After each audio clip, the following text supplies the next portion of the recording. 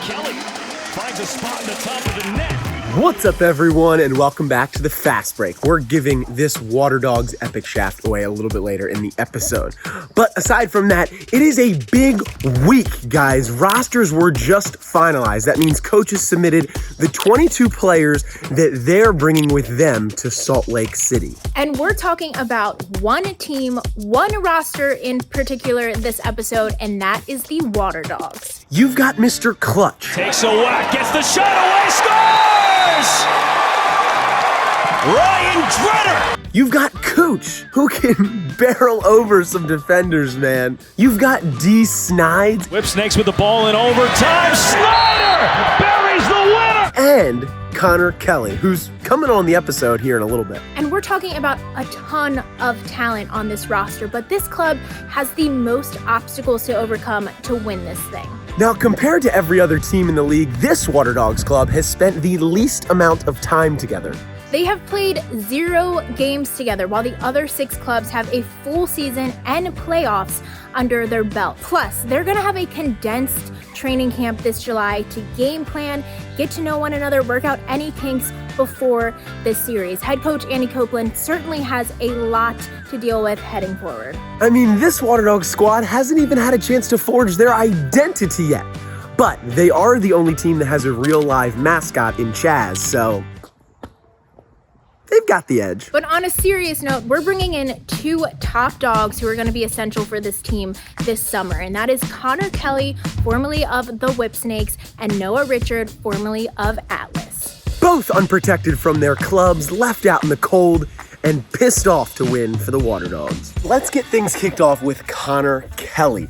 Connor scored at 19 points during the regular season for the Whipsnakes. Also, side note, Connor and I go way back. We spent time together as classmates at the University of Maryland. Nice to meet you, bro. We finally found him. I don't know why I'm telling you this.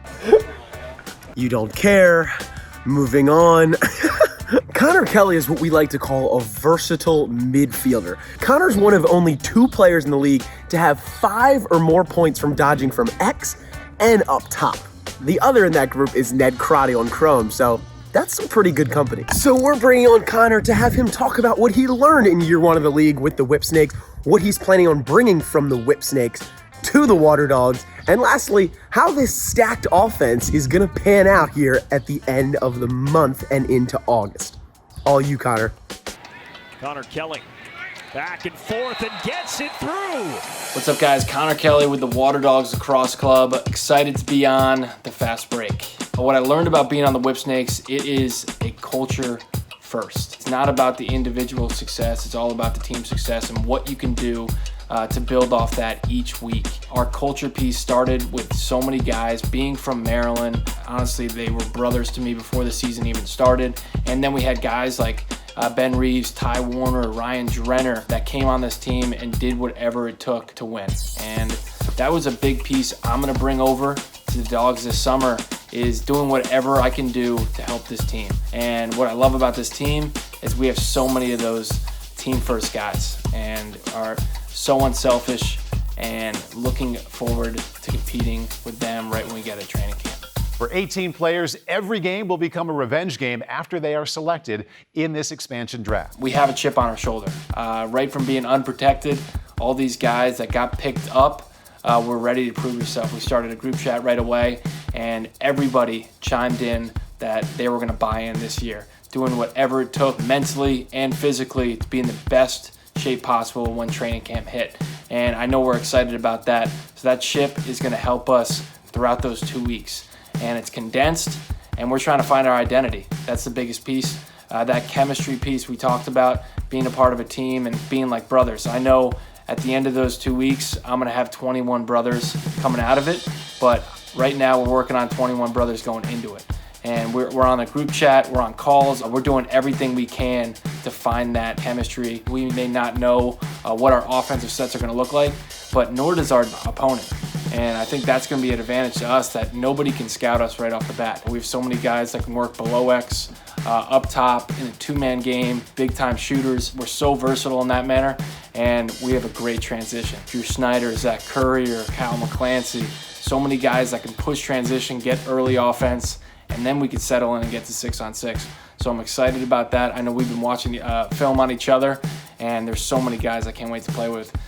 Big Cooch behind X, who I played first year coming out of college, D. Snides, Drenner, ice in his veins, Ben Reeves, excited to work with those guys again. And then some new guys like Courier, Ben McIntosh, Westberg. Those guys, I'm excited to work the two-man game and get that Canadian style of play. We have that team-first type style that we're going to work off one another each and every day at practice and showcase it this season. I kind of feel bad for Connor. We told him to get into a quiet place. He turned off the AC unit and he began sweating a little bit during his interview. I'm like sweating, RJ.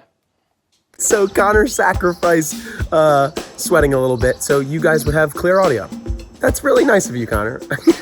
Connor handled the offensive side of the ball. Now it's time to talk defense. Selected 14th overall in the 2019 college draft, Noah Richard was rarely mentioned in our inaugural season, but contributed all over the field. He was lethal in transition. Just look at this goal in Albany.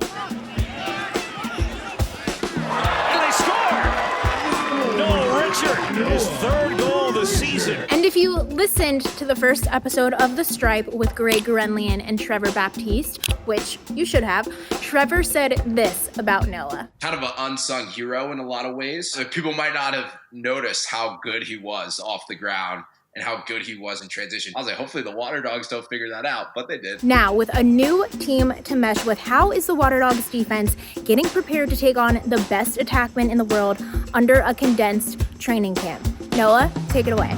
He walks in, a two-try coming from Richard.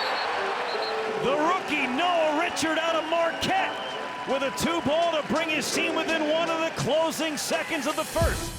Yo, what's up guys? This is Noah Richard with the Water Dogs Lacrosse Club.